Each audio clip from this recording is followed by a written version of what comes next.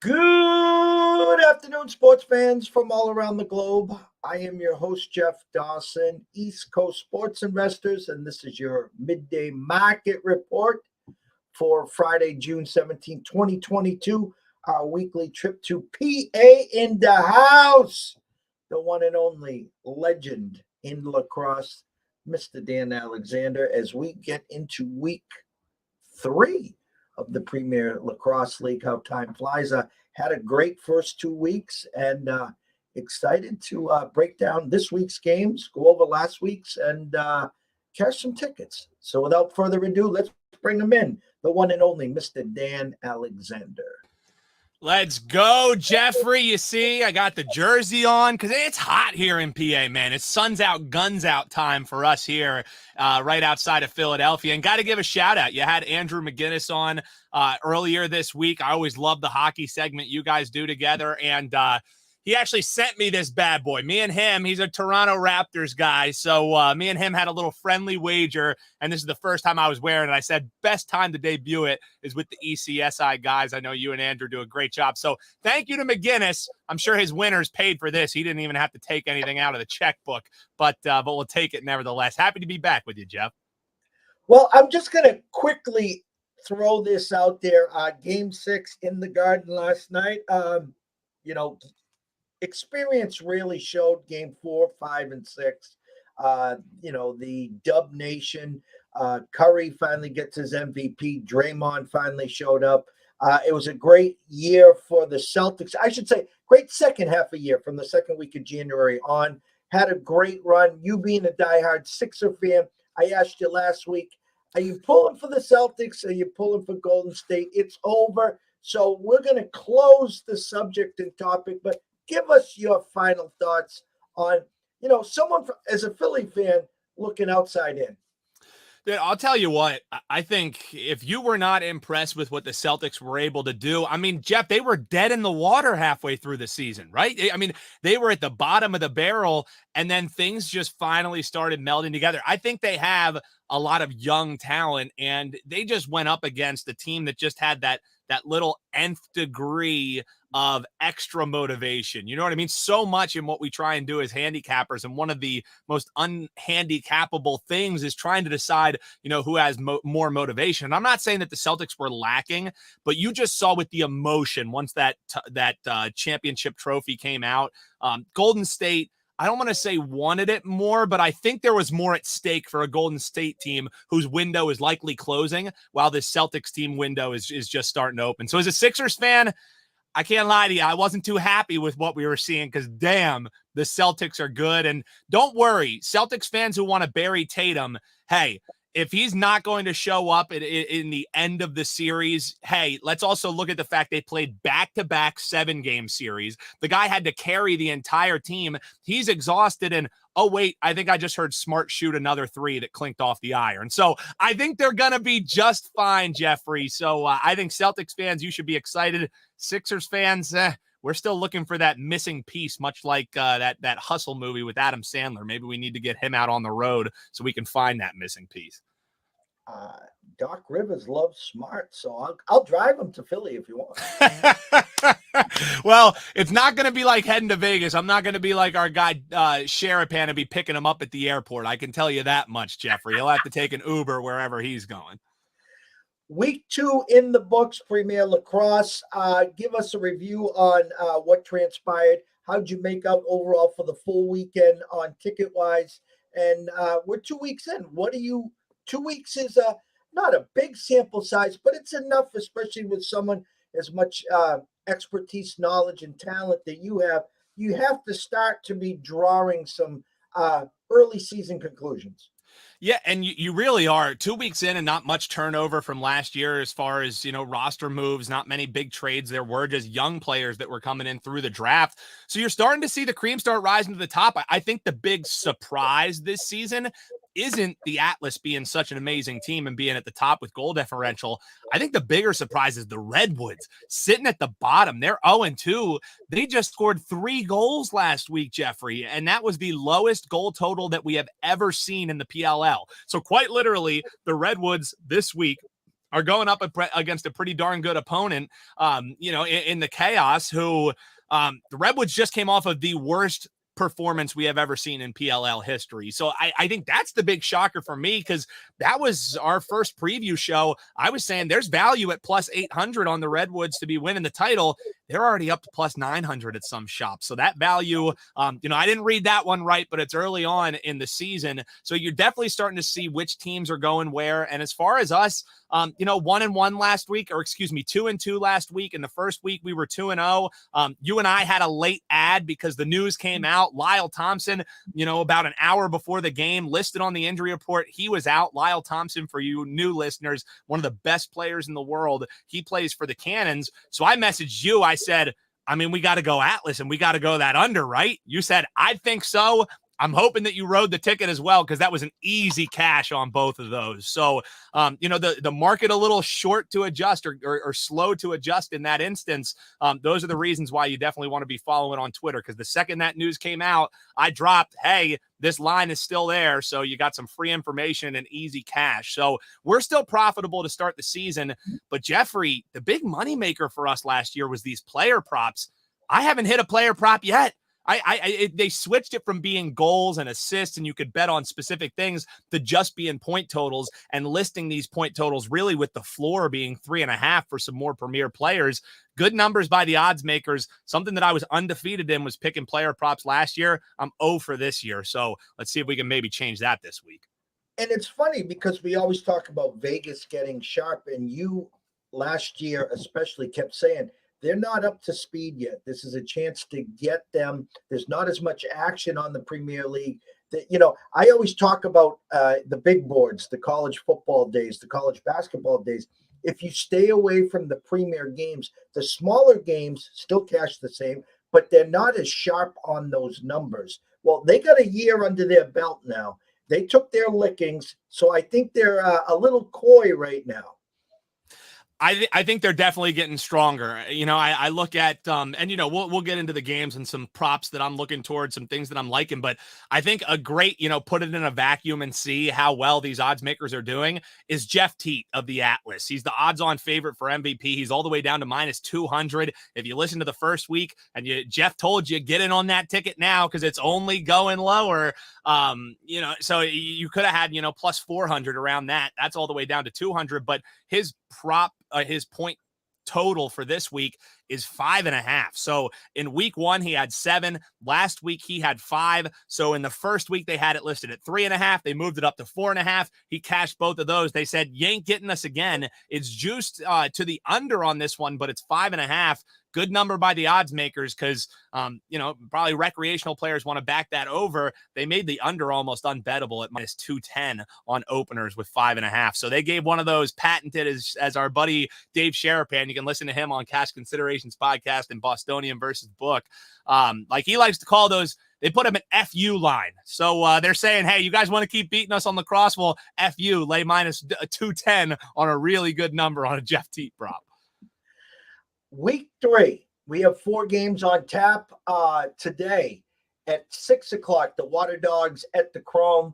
Currently, the Chrome minus 160, Water Dogs plus 130. All these odds are at DraftKings. Under over of just 22.5, juiced over minus 130. You can grab the Chrome minus the 1.5 goals at minus 110, or grab the Water Dogs plus 1.5 goals at minus 120. So off the top of my head, they got basically, in a nutshell, 12-11 Chrome. Yeah, and this is one of my favorite plays of the week, to be honest with you. I love the Chrome here. I was able to get in on the money line when it was much less juiced, so I feel better about the money line simply because something has got to give here. We talked last week about just how much Chrome struggles covering the spread. Well, they are still 0-2 as a favorite. So this is the first time that they're favored since August of last year. So the market kind of saying, hey, this Chrome team might be for real. They're coming into this game 2-0. They're facing off against the 0-2 Water Dogs team. So I think if there was any time for the Chrome to finally get a cover as a favorite in the history of their team, it's this week.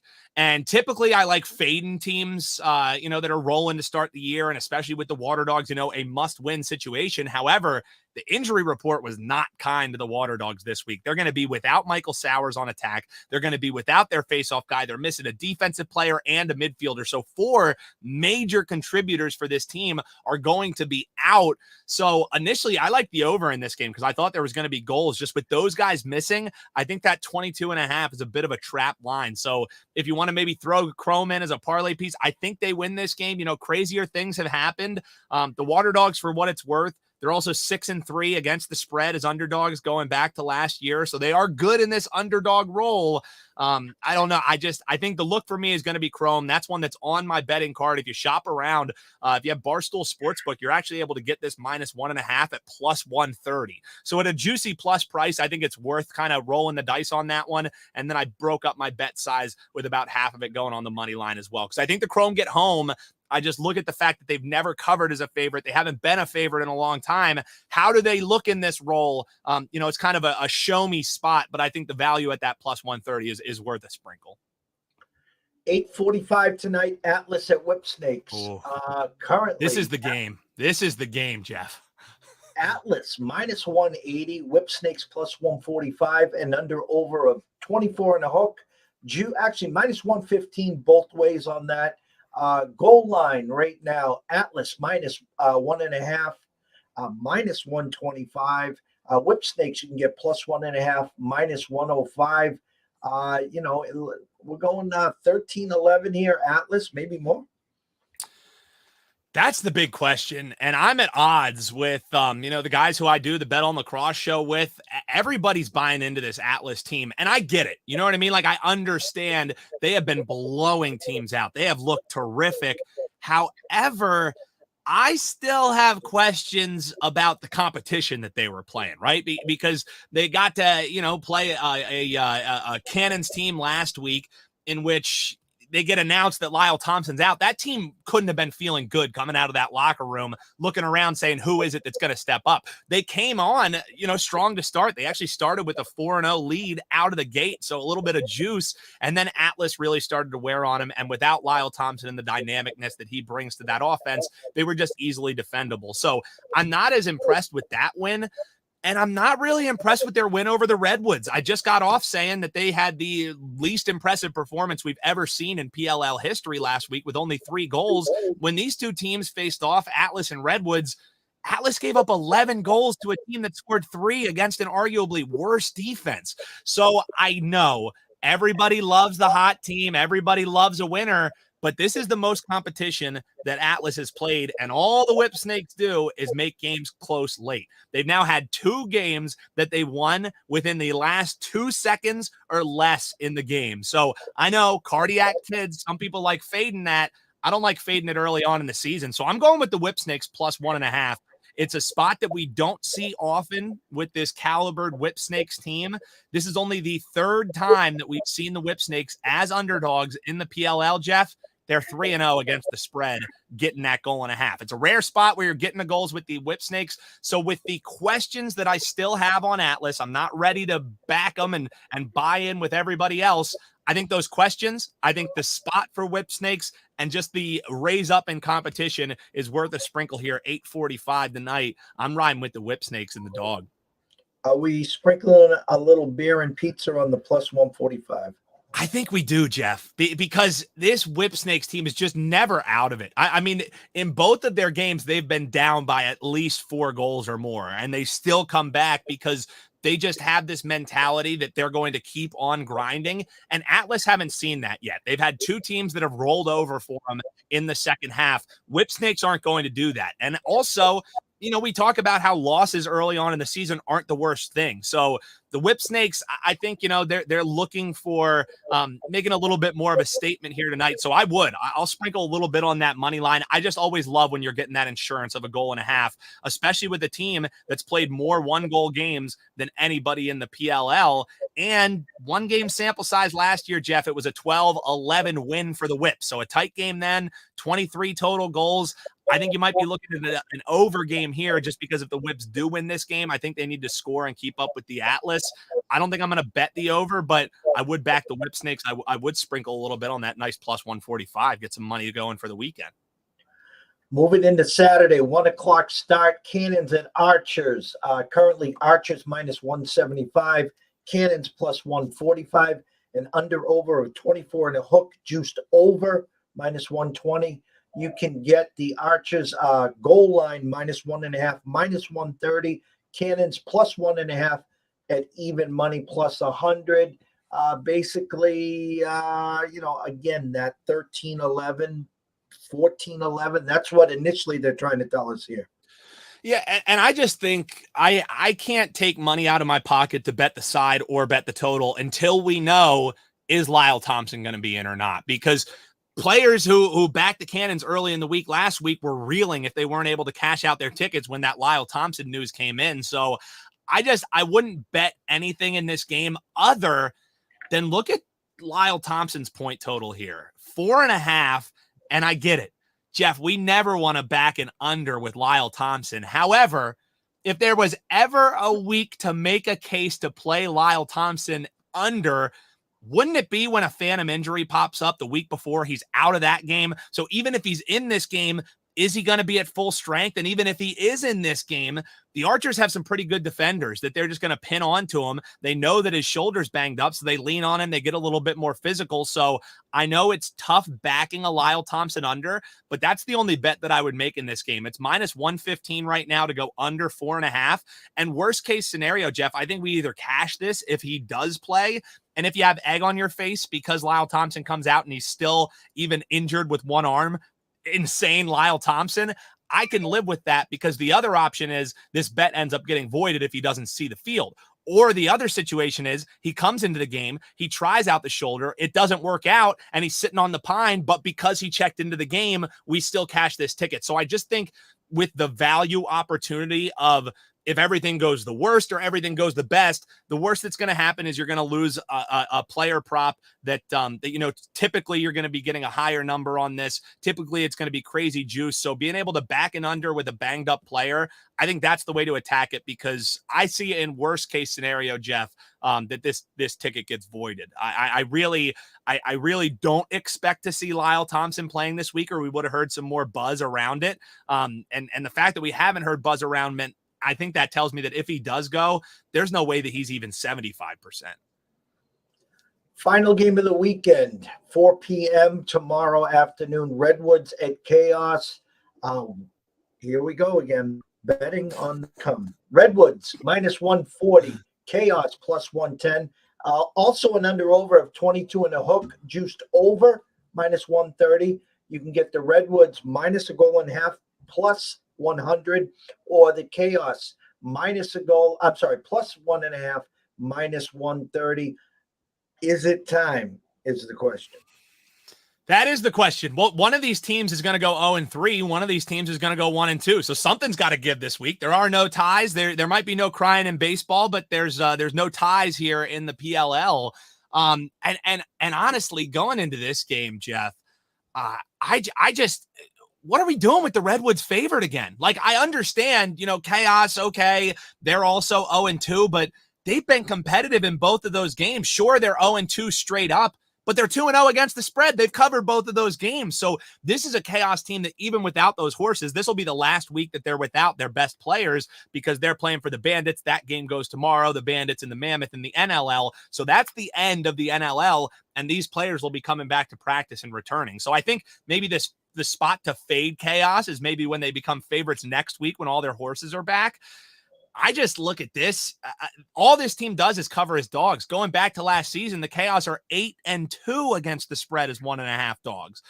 And you're looking at a Redwoods team who, sure, okay, it's a bounce back spot, but the concern I have for the Redwoods is every player that they have, Jeff, offensively, is a ball dominant guy. They don't really have a guy who cuts off ball, who can finish on the doorstep. Like, all of them need to initiate off the dodge, which I don't understand how you fix that in a week.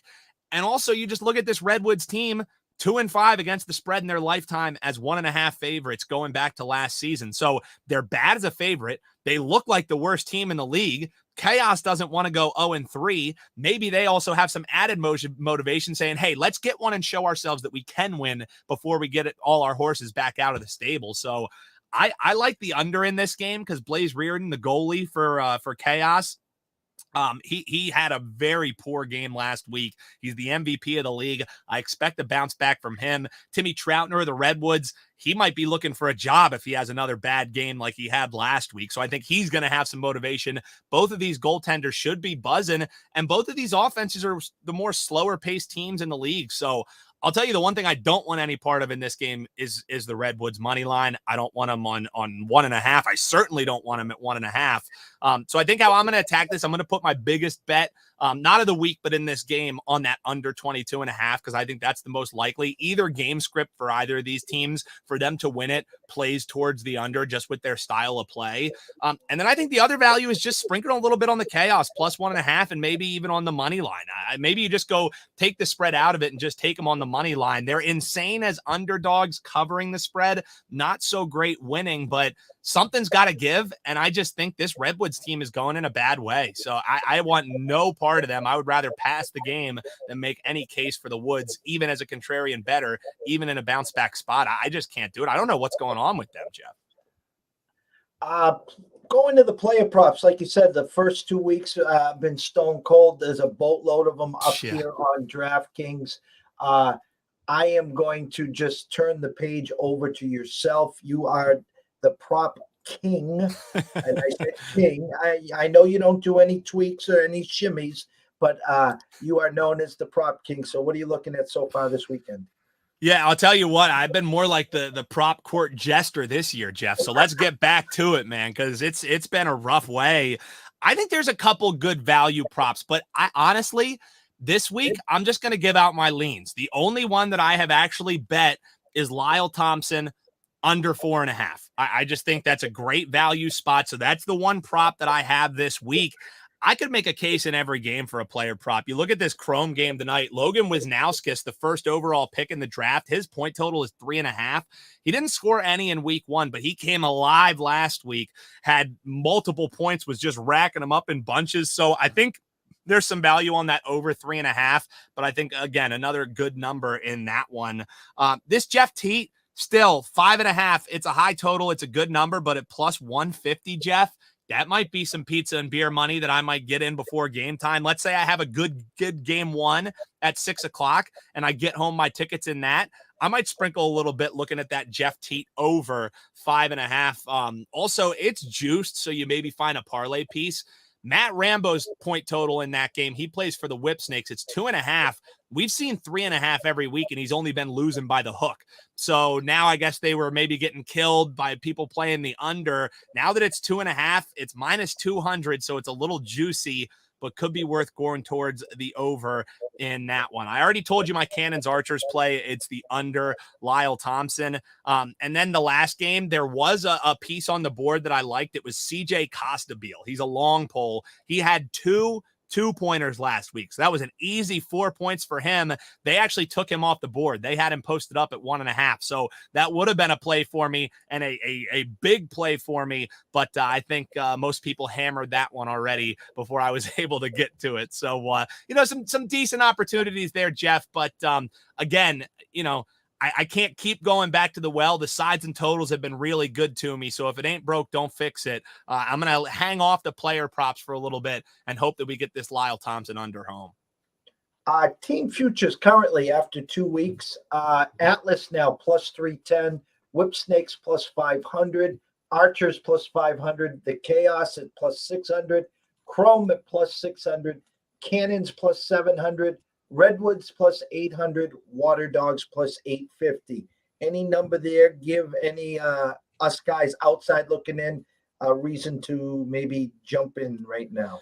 Yeah, I think the big thing is in this future market and the fact that it's only 8 different teams. And Jeff, I got to say, man, our pace of play today is amazing. We're getting this is 3 up, 3 down, 3 up, 3 down every single time, man. We're just rolling here already onto our future segment.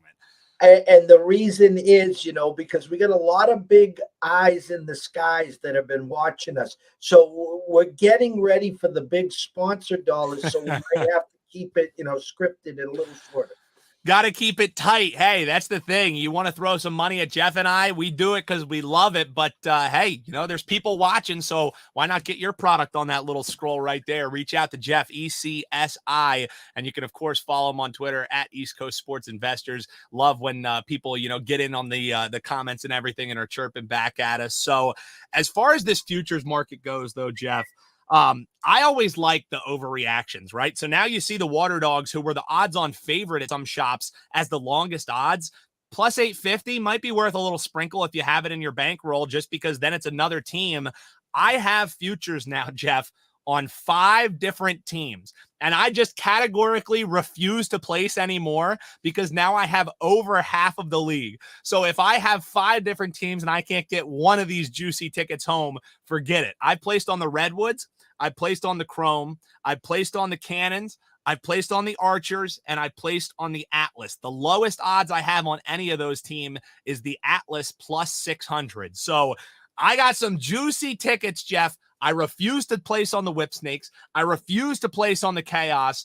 And, I'm not just going to throw in on the Water Dogs, but I think if you're looking for value at plus 850, that's a pretty big overreaction for a team that was odds-on favorite. Now 2 weeks, the sky is falling. They still haven't had their netminder, Dylan Ward, in cage yet because he plays for the Mammoth. He'll be back next week. Michael Sowers hopefully returns to form after he is able to nurse this injury.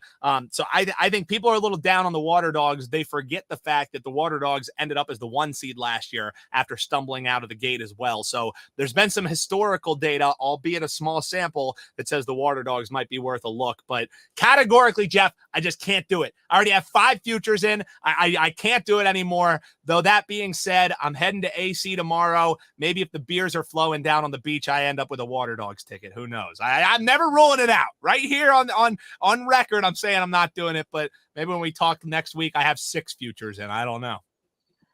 Player futures. I am proud of my Jeff T ticket. He is now plus 200.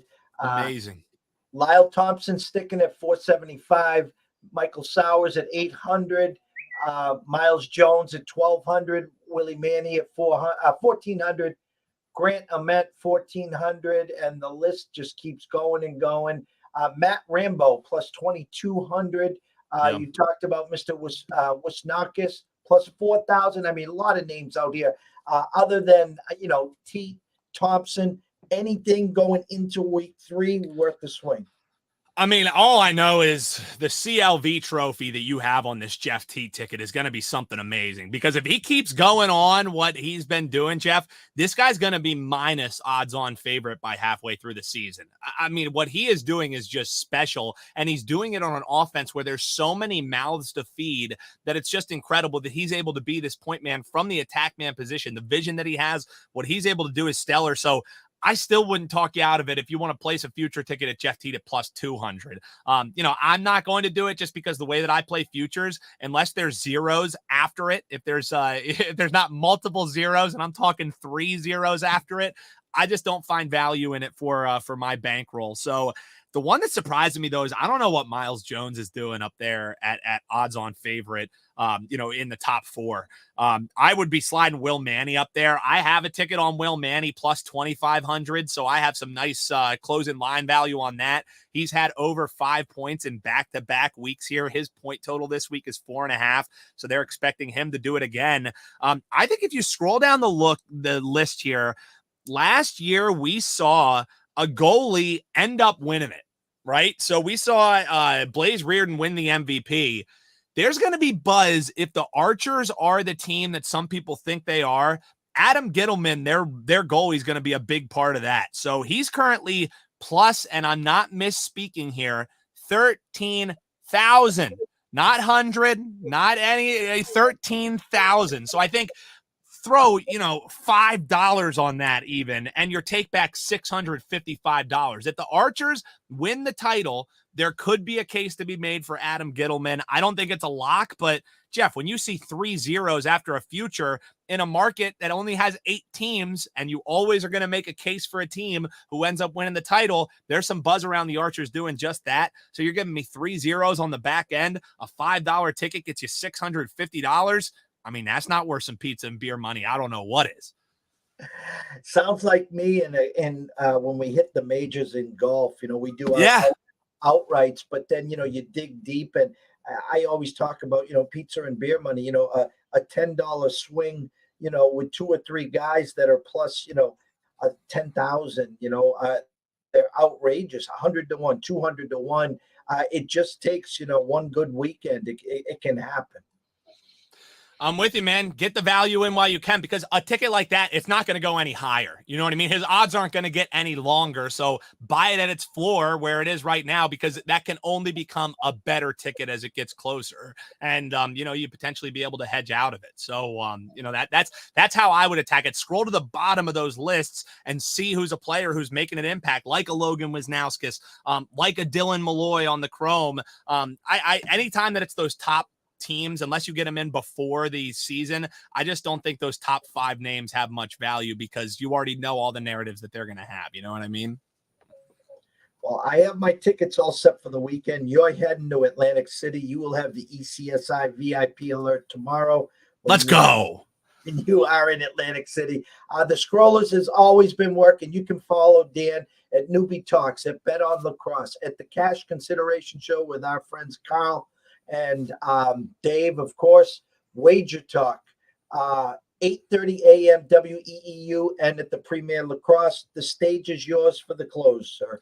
You can always check out the video on YouTube. You just got a lot of great nuggets. You want to have a fun time, have a great laugh. Mikey Over, he's at Mikey Over 1 on Twitter. He was a hilarious guest this week on Over and Back. You can find it on Premiere Lacrosse League's YouTube page. Would love you to drop a comment, love you to drop a like, help me grow that show. And then just to recap, Jeff, we're doing the same thing we did last week. 4 different games, 4 different plays for the folks. So give me the Chrome money line and -1.5. However you want to break it up, you can get that plus money. I think it's worth it. I think they get their first cover in the game at 8:45 tonight. I'm looking towards I was looking at the wrong. So we got Atlas is the game that's at 8:45. Had my notes a little screwed up there. I'm going with Whip Snakes plus 1.5. So again, that's Chrome -1.5. Whip Snakes plus 1.5. Then we swing it on to Saturday.